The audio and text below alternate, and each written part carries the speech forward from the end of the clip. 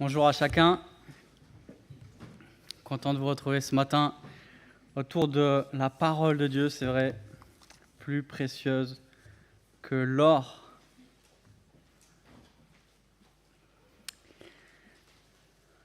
Il y a une question à 10 000 € en ce moment, c'est confinement ou pas confinement.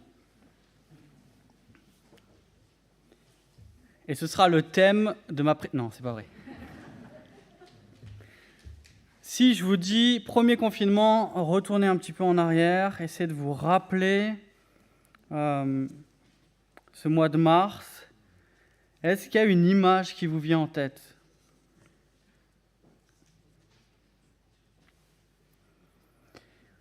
Moi, il y en a une qui me vient en tête, c'est des caddies remplis de papier toilette. Et on a découvert, semble-t-il, une angoisse existentielle de toute l'humanité, c'est cette peur de manquer de papier toilette et de pâtes. Et je me rappelle à ce moment-là être allé dans les supermarchés et avoir vu des rayons entiers de pâtes, des colonnes et des colonnes de pâtes. Alors on pourrait se demander, mais qu'est-ce qui justifie un tel comportement ? Qu'est-ce qui l'explique en tout cas ? Et j'ai lu quelques articles, et j'ai lu notamment un article de Andy Yap. C'est un professeur qui étudie le comportement humain et qui nous explique que cette ruée vers le papier toilette, vers les pâtes, vers les produits de première nécessité, en fait, traduit un besoin de contrôle. Et il nous dit que face à une menace qui les dépasse, les gens ont besoin de se rassurer et de compenser un manque de contrôle de la situation. Et après, on peut expliquer ce qui suit avec des théories de mouvement de foule et l'effet d'emballement. Si tout le monde se rue vers une denrée, le meilleur moyen de ne pas en manquer, c'est nous aussi de faire la même chose. Et donc, il y a un effet d'emballement. Les uns voient les autres faire quelque chose et suivent la même trajectoire. Certains ont fait des stocks de papier toilette et de pâtes, et d'autres ont dû rigoler. Ceux qui ont dû rigoler, c'est les survivalistes. Alors, qu'est-ce que c'est un survivaliste ? Peut-être c'est la première fois que vous entendez ce mot, mais de quoi nous parle Matthieu ce matin ? Encore une référence qu'on ne va pas comprendre. Je vous explique. Un survivaliste, tout simplement, c'est quelqu'un qui se prépare à la fin du monde. Et on commence à avoir des documentaires, des livres, des interviews de survivalistes qui nous expliquent qu'en fait, la question, c'est pas est-ce que le monde va bientôt connaître une catastrophe, mais plutôt quand est-ce que le monde va connaître cette catastrophe ? Quand est-ce qu'on va vivre cet événement qui va bouleverser la civilisation à tel point que rien ne sera plus comme avant ? Et certains de ces survivalistes attendent une catastrophe nucléaire, d'autres attendent un effondrement économique, d'autres encore un bouleversement écologique. Et à chaque fois, on retrouve les mêmes choses, deux éléments qui reviennent chez ces survivalistes, le besoin de faire des stocks de nourriture et d'eau et d'établir un système de défense. Et si vous regardez les reportages, on se rend compte qu'il y a plusieurs styles de survivalistes. Il y a ceux qui ont construit un bunker dans un souterrain ou dans la montagne. Il y a ceux qui ont une immense propriété loin de tout.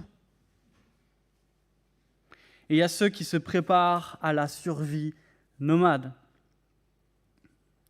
Alors, on peut sourire quand on entend tout cela ou quand on regarde ces reportages. Mais au fond, je me dis, est-ce qu'il n'y a pas des points communs entre ces survivalistes et nous, chrétiens ?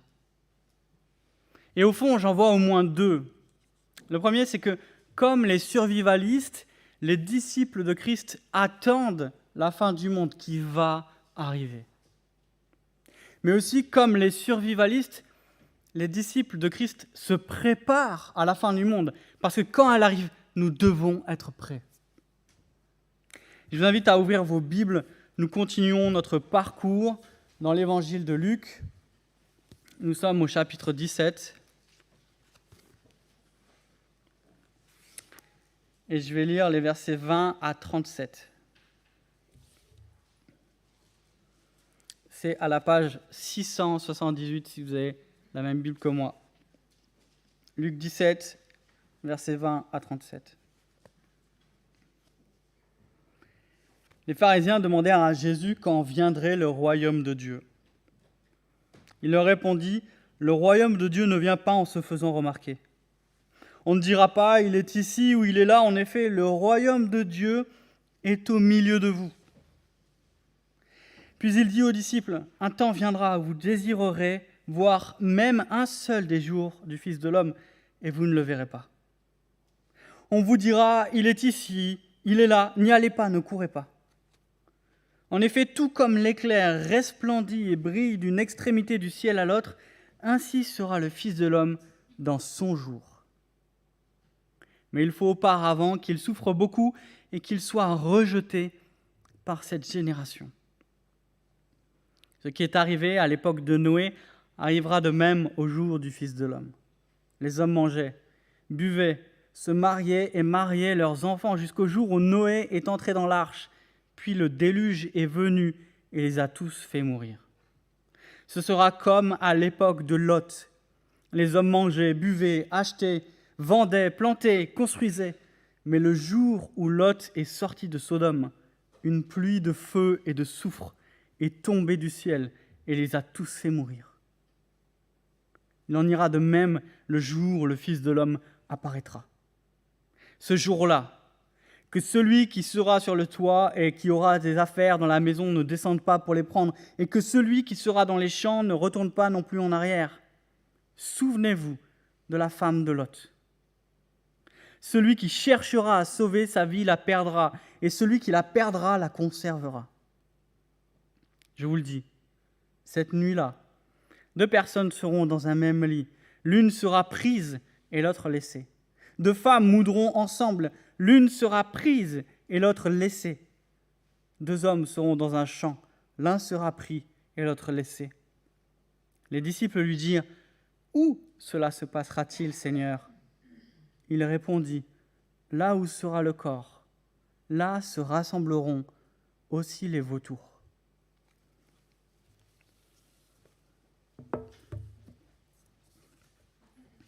Je vous propose de considérer 3 parties dans ce texte. La première partie, les versets 20 et 21, le roi est venu inaugurer son règne. Deuxième partie, les versets 22 à 30, le roi va revenir pour exercer son jugement. Et troisième partie, les versets 31 à 37, le roi invite ses disciples à se préparer. Le roi est venu inaugurer son règne, versets 20 à 21. Pour bien comprendre ce qui se joue ici, pour bien comprendre l'échange entre les pharisiens qui interrogent Jésus et Jésus, on doit comprendre plusieurs choses dans la pensée juive. Dans la pensée juive, la fin des temps est une attente pressante. On attend avec impatience la fin des temps. Et cette fin des temps est liée à 2 choses. La première chose, c'est que Dieu enverra son Messie pour libérer son peuple et punir ses ennemis. Et la deuxième chose, c'est que Dieu enverra son Esprit, qui est le signe d'une alliance nouvelle qui a été annoncée par les prophètes. Et souvenez-vous, regardez juste le passage d'avant, ce passage qu'on a vu ensemble la semaine dernière. Jésus vient de guérir des lépreux. Jésus fait des miracles. Et les pharisiens le savent, les miracles dans l'histoire du salut sont toujours la marque de l'intervention de Dieu. Les miracles arrivent toujours à une charnière, un tournant de l'histoire du salut. Et ici, les pharisiens et tous les contemporains de Jésus voient les signes de l'Esprit de Dieu à l'œuvre. Jésus fait des miracles, Jésus chasse des démons, Jésus enseigne avec l'autorité telle qu'on n'en a jamais entendu, même parmi les plus grands prophètes. Alors la question est légitime, est-ce que c'est le temps où Dieu envoie son Messie pour établir son royaume ? Est-ce qu'on est arrivé enfin à la fin de l'histoire ? Est-ce qu'on va assister au dénouement? Jésus qui envoie le libérateur de son peuple. C'est cela en fait l'attente du royaume de Dieu pour les pharisiens.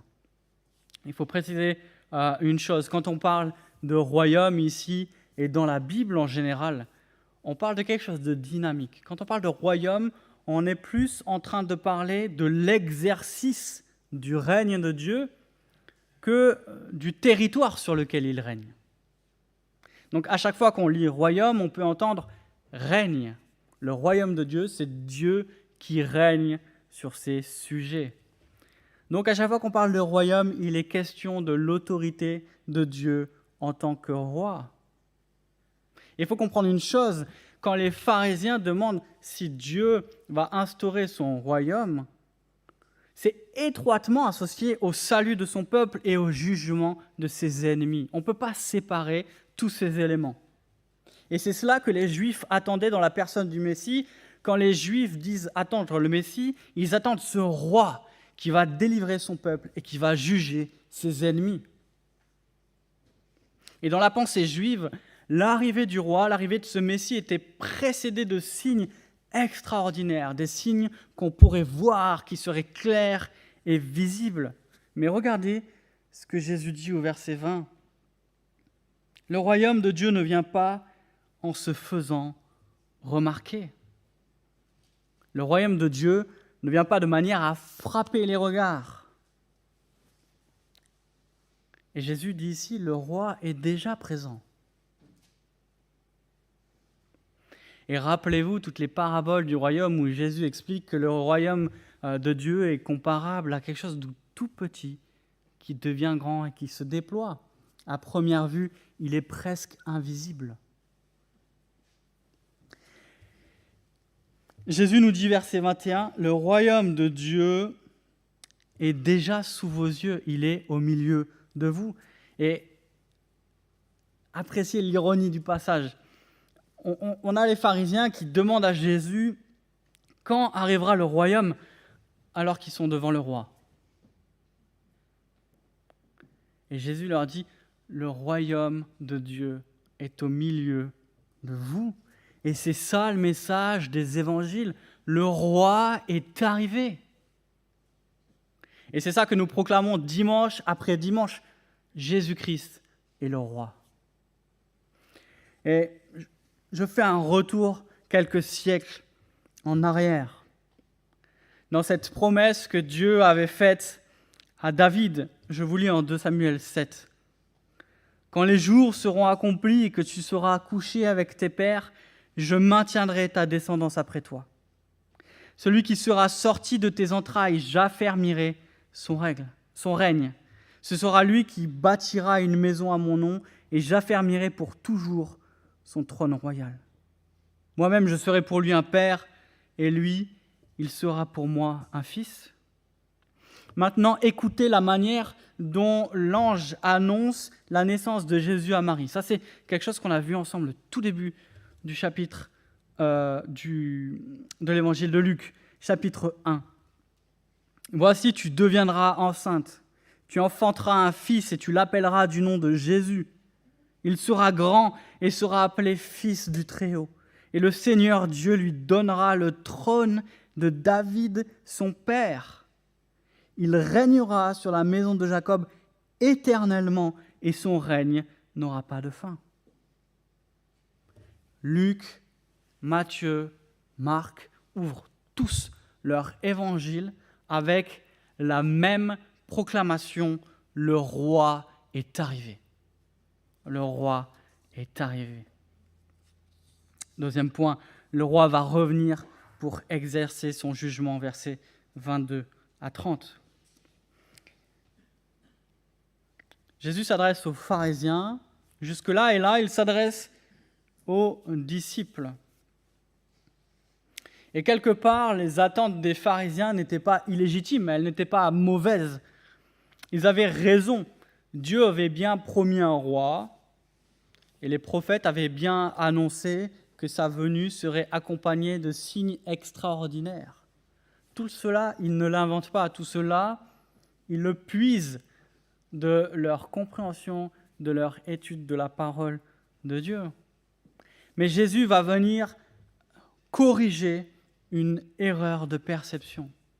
Et il leur dit, les signes qui seront visibles n'indiquent pas l'arrivée du roi, mais la consommation de son règne. Qu'est-ce que ça veut dire?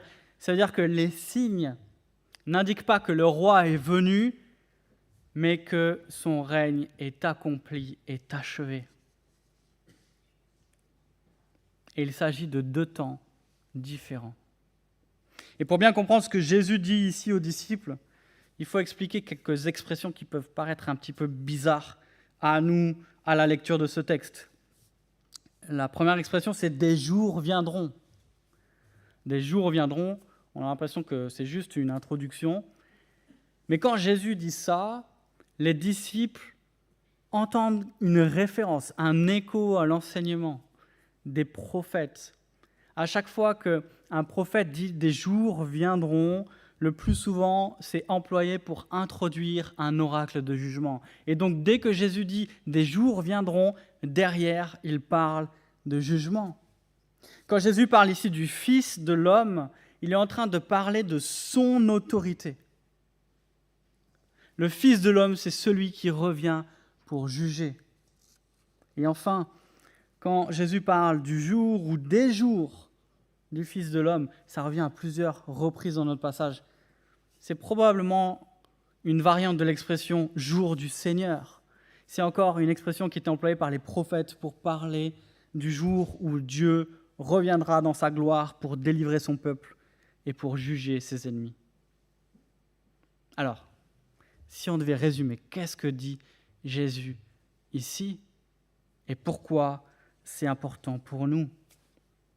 Ce que Jésus dit ici, c'est ce que les prophètes annonçaient, ce que vous avez toujours entendu, ce qu'on vous a toujours enseigné dans la synagogue, dans vos familles, depuis que vous êtes tout petit. Ce que les prophètes annonçaient, c'est moi qui vais l'accomplir. Ce jour que les prophètes ont annoncé, celui où Dieu reviendra dans sa gloire pour exercer son jugement, c'est le jour où je reviendrai dans la gloire. C'est moi qui reviendrai pour exercer mon jugement. C'est moi, le roi, qui vient dans toute sa gloire. Et ce jour-là, vous n'aurez pas besoin de me chercher. Ce jour-là, quand je reviendrai, tout le monde me verra. Aucun doute possible. Mais je sais que vous avez envie de voir ce jour-là, mais ce n'est pas encore. Ce n'est pas tout de suite. Avant, je dois beaucoup souffrir, être rejeté par les hommes. Regardez verset 25. Il faut auparavant qu'il souffre beaucoup et qu'il soit rejeté par cette génération. Jésus dit à ses disciples, avant la gloire, il y a la croix. Oui, Jésus est ce Messie, oui, Jésus est ce roi glorieux, mais il est aussi le serviteur souffrant qui a été brisé pour nos iniquités et mort pour nos péchés. Et Jésus nous dit, attention, ce n'est pas encore, mais lorsque le jugement arrivera, il sera soudain et inattendu. Et pour ça, il prend deux exemples. Il prend le déluge au temps de Noé et la pluie de feu et de soufre au temps de Lot sur Sodome. Et on a deux images ici, qui sont deux images fréquentes du jugement dans l'Ancien Testament. Et Jésus nous dit, mais durant ces temps-là, au jour de Noé, au jour de Lot, il en sera de même qu'au jour où moi je reviendrai. Les gens buvaient, les gens mangeaient, se mariaient, achetaient, vendaient, bâtissaient. En gros, les gens vivaient une vie ordinaire. Les gens vivaient une vie tranquille. Et le jugement est arrivé alors qu'ils ne s'y attendaient pas. Ou plutôt, qu'ils ne voulaient pas y croire. Et Jésus nous dit, le jugement arrivera de la même manière. Il sera soudain, il sera inattendu. Je ne sais pas si vous vous rappelez, on a étudié ensemble le livre de Pierre. Et Pierre aussi reprend ces deux exemples, du déluge au temps de Noé et du jugement au temps de Lot. Et il nous dit, cela doit nous servir d'avertissement. Et Pierre nous parlait de Noé qui est présenté comme un prédicateur de la justice, qui prêchait le jugement à venir et que personne n'écoutait. Je vous lis dans de Pierre 3. « Sachez avant tout que dans les derniers jours, il viendra des moqueurs pleins de railleries qui marcheront selon leur propre convoitise et qui diront « Où est la promesse de son avènement ?» Car depuis que les pères sont morts, tout demeure comme depuis le commencement de la création. En effet, ils oublient volontairement qu'il y eut autrefois des cieux et une terre qui, du milieu de l'eau et formée par l'eau, surgit à la parole de Dieu, et que par les mêmes causes, le monde d'alors périt submergé par l'eau. Mais par la même parole, les cieux et la terre actuels sont gardés en réserve pour le feu, en vue du jour du jugement et de la perdition des impies. Pierre nous dit, dans les derniers jours, il y aura des moqueurs pleins de railleries qui marcheront selon leur propre convoitise, qui diront « Où est la promesse de son avènement ? Tout est comme avant depuis le début. »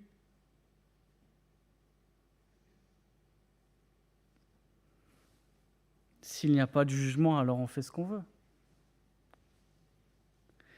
Et Pierre nous dit ce qui s'est passé du temps de Noé. C'est ce qui va se passer dans les derniers temps. Et rappelez-vous où on est ici dans l'évangile de Luc. On est toujours sur ce chemin vers Jérusalem. On est toujours dans cette formation accélérée de ce qu'est un disciple.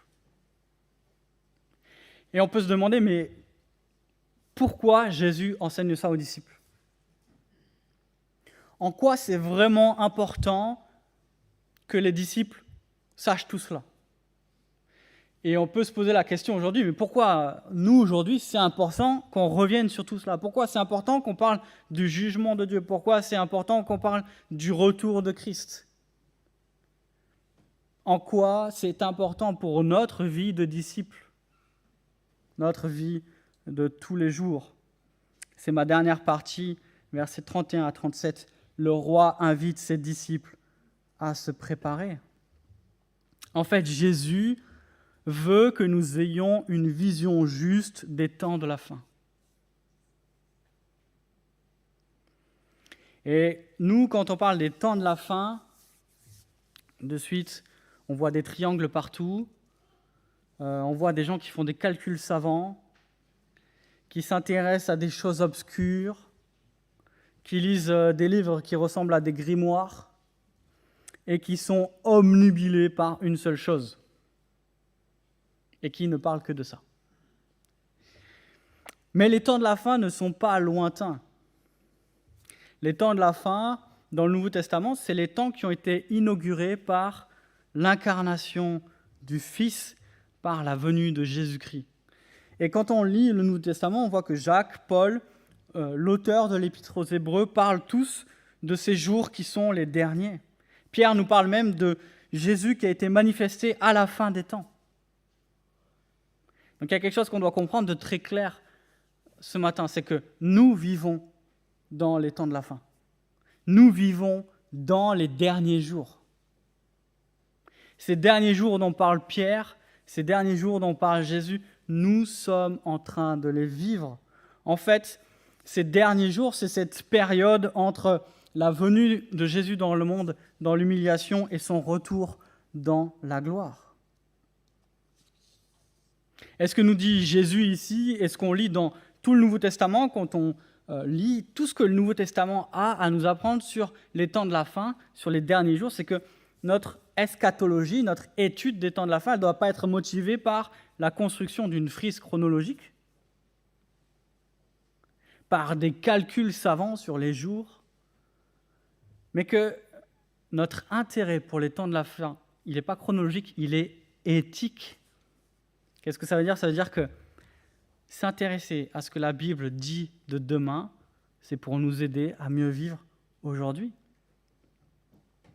C'est là tout l'intérêt de parler des temps de la fin. Et c'est là l'intérêt de Jésus ici, quand il parle à ses disciples des temps de la fin. C'est pour mieux les préparer à vivre en disciples aujourd'hui.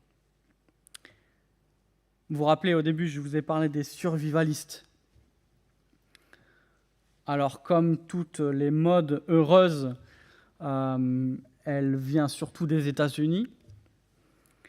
Et aux États-Unis, on a un petit mot pour désigner les survivalistes. On les appelle les preppers, ceux qui se préparent.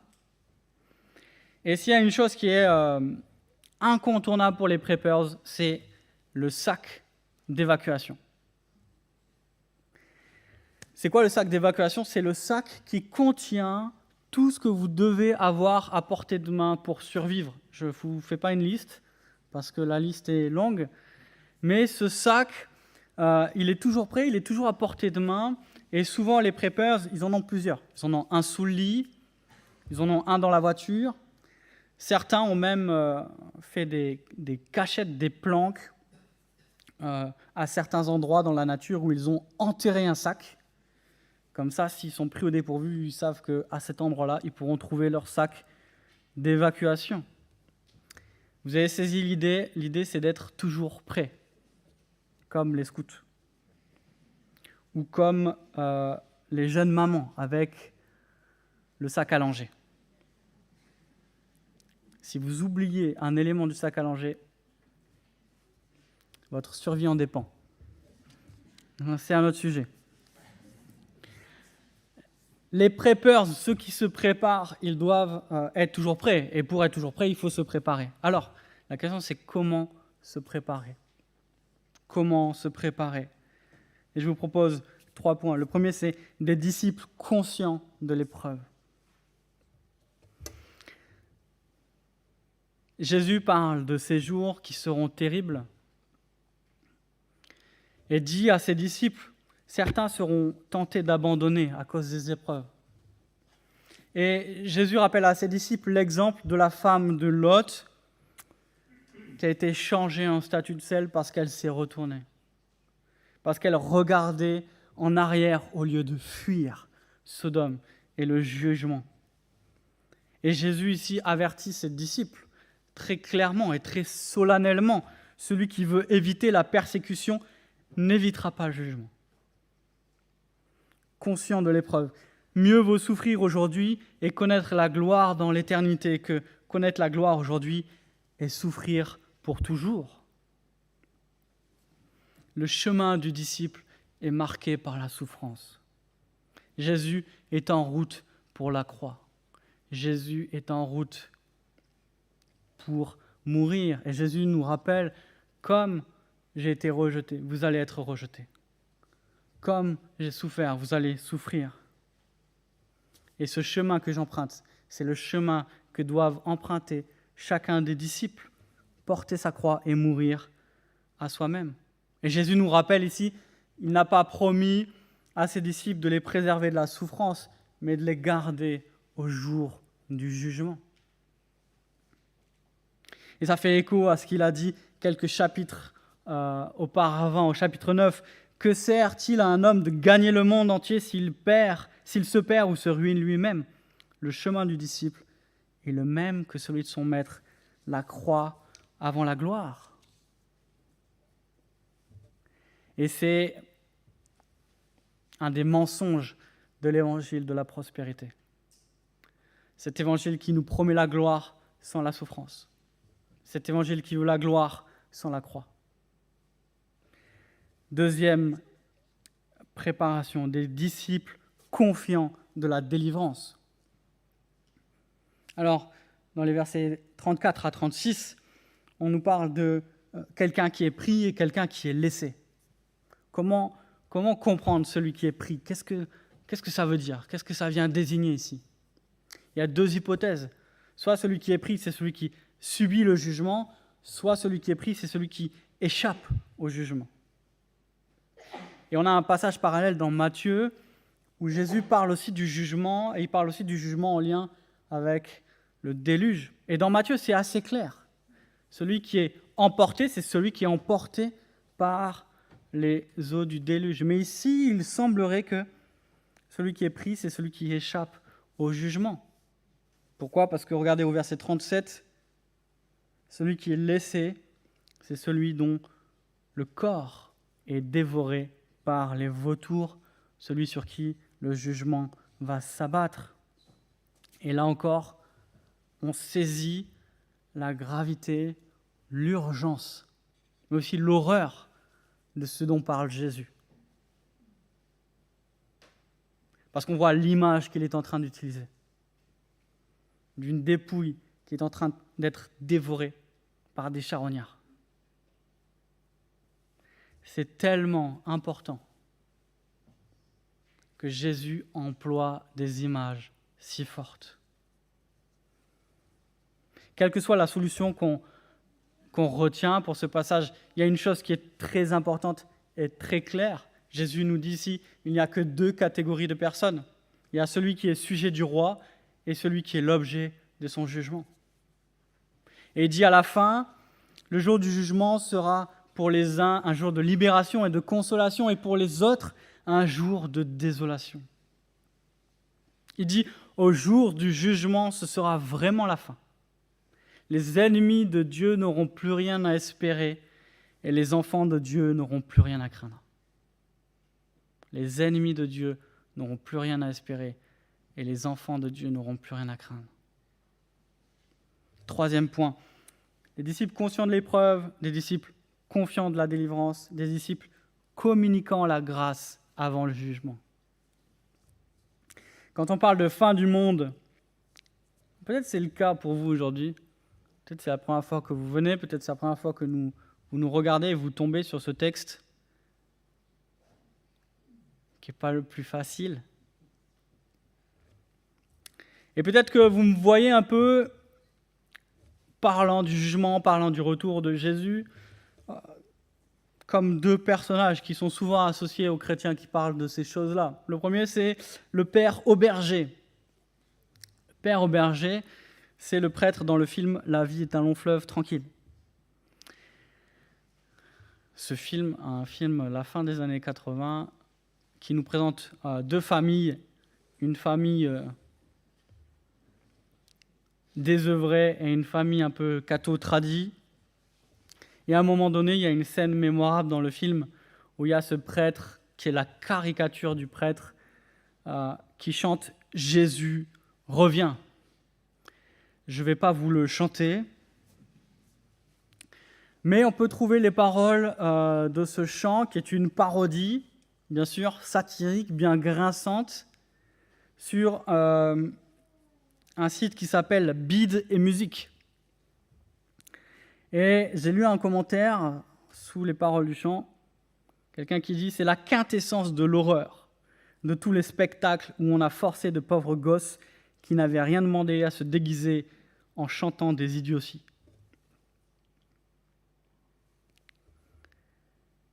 Et souvent, on nous voit comme ce père Auberger qui a un sourire jusqu'aux oreilles et qui chante « Jésus revient parmi les siens ». Une parodie. Ou alors on nous voit comme Philippulus. Philippulus, c'est le prophète fou dans l'album de Tintin, l'étoile mystérieuse. Je ne sais pas si vous vous rappelez, on est au début, il y a eu ce tremblement de terre, une forte chaleur, et il y a cet homme en toge blanche avec une longue barbe, avec un gong, et qui arpente les rues en criant « C'est le châtiment, faites pénitence, la fin des temps est venue ». Et en fait, quand on parle du retour de Christ ou quand on parle du jugement de Dieu, on passe soit pour des bouffons, soit pour des fous. Mais si on parle du jugement ce matin, et si on va continuer à parler du jugement, c'est pour proclamer qu'aujourd'hui est un jour de grâce. C'est aujourd'hui le jour du salut. Et ce que nous disons en somme, c'est que Christ est venu dans le monde pour sauver le monde et qu'il reviendra dans le monde pour juger le monde. Et qu'entre-temps, aujourd'hui, quiconque invoquera le nom du Seigneur sera sauvé. C'est cela que nous proclamons. Le roi est venu, le roi va revenir. Et en attendant, tous ceux qui se confient en lui sont sauvés. La vérité, c'est qu'on ne peut pas parler du jugement sans parler de la grâce, et on ne peut pas parler de la grâce sans parler du jugement. On doit rappeler jour après jour, dimanche après dimanche, que Dieu fait grâce à tous ceux qui reconnaissent que Jésus-Christ a subi le jugement de Dieu à leur place. C'est ce que nous dit Pierre dans le passage qu'on a lu tout à l'heure. Le Seigneur ne retarde pas l'accomplissement de sa promesse comme quelques-uns le pensent. Il use de patience envers vous. Il ne veut pas qu'aucun périsse, mais il veut que tous arrivent à la repentance. Dieu n'a pas oublié. Dieu n'a pas oublié ce qu'il a promis. Mais il est patient. Son jugement est certain. Mais il continue de faire grâce. Et il fait grâce encore aujourd'hui. Et pendant ce temps de patience, il veut continuer à dire par notre bouche, Dieu fait grâce. Il est encore temps de se tourner vers lui aujourd'hui. Le jugement arrive, mais Dieu a pourvu lui-même au moyen de salut en Jésus-Christ, son Fils. Dieu fait grâce. Pour conclure, j'avais souligné au début 2 points communs entre les disciples de Christ et les survivalistes. J'avais dit, comme les survivalistes, les disciples de Christ attendent la fin du monde, et comme les survivalistes, les disciples de Christ se préparent à la fin du monde. Mais il y a bien sûr une différence de taille entre la vision de la fin des temps des survivalistes et la nôtre. La première, c'est qu'on attend bien la fin du monde. Mais ce qu'on redoute, ce n'est pas une guerre nucléaire, un effondrement économique, un bouleversement écologique. Ce que l'homme doit redouter, ce n'est pas toutes ces choses, mais c'est la rencontre avec son Créateur. Et deuxièmement, on doit se préparer à la fin du monde, mais on ne peut pas se préparer à la fin du monde tel que Dieu l'a décrit par des moyens humains. On peut échapper à une catastrophe. Peut-être que les moyens mis en place pourraient nous faire échapper à toutes ces choses que nous craignons, mais personne ne peut échapper au jugement à venir. Le seul moyen d'échapper au jugement de Christ, c'est de se confier dans sa grâce, de passer par la croix et de se repentir. Celui qui passe par la croix de Christ ne passera pas en jugement. Et c'est ce message de grâce que nous voulons proclamer encore aujourd'hui. Je vais prier.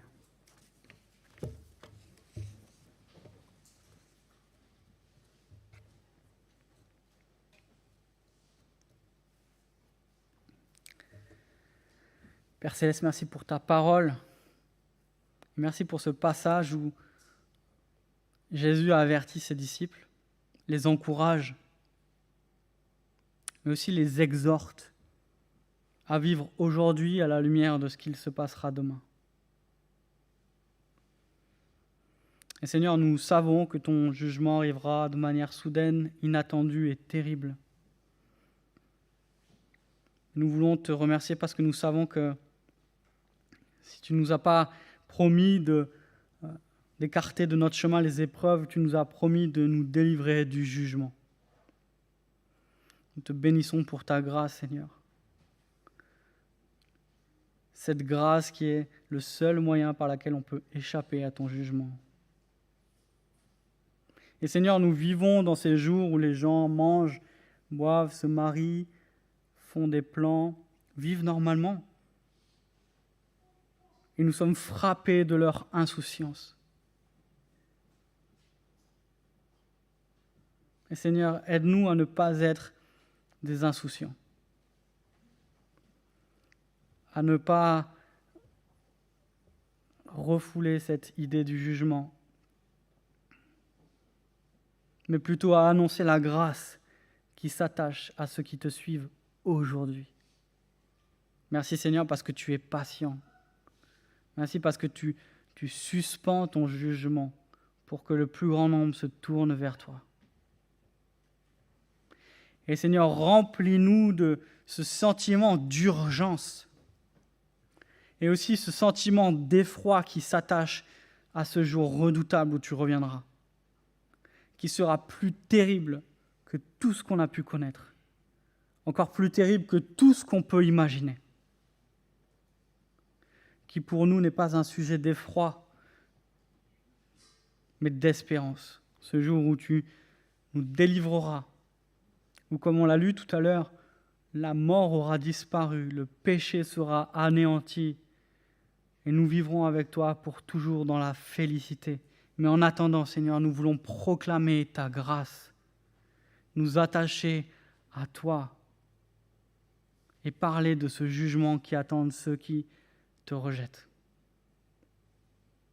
Remplis-nous, Seigneur, de ton esprit pour que nous annoncions ta grâce, que nous parlions de ton jugement, et garde-nous du découragement d'être traités comme des fous ou des idiots.